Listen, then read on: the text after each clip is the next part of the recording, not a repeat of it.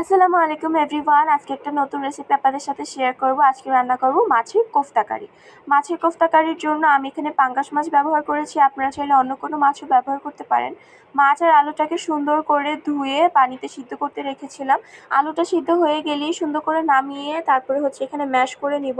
যেহেতু আমরা বড়া ভাজবো তো সুন্দর করে একদম মিহি করে ম্যাশ করতে হবে। তেল গরম করে বড়াটা ছোট ছোট চামচের আকারের করে নিচ্ছিলাম। এই রেসিপিটা আমি এর আগেও ট্রাই করেছি, তখন আমার কাছে অনেক ভালো লেগেছে। আমি এর আগে কাতলা মাছ দিয়ে করেছিলাম। আপনারা চাইলে কাতলা মাছ দিয়ে করতে পারেন, ইলিশ মাছ দিয়ে বেশি মজা হবে। আমি মাছ দিয়ে পাঙ্গাস মাছ দিয়ে করেছি, আর এটা একটু তেলতেলা হয়েছে যেহেতু মাছটা তেলতেলে ছিল।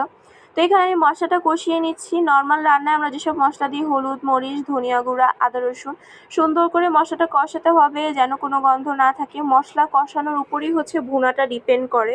মশলাটা আপনার যত সুন্দর করে কষানো হবে, ভুনা খাবার তত মজা হবে। মশলা কষানো শেষে সামান্য পানি দিয়ে কোফতাগুলো দিয়ে ঢেকে দিব। অ্যান্ড এই তো আমাদের কোফতা কারি একদম রেডি।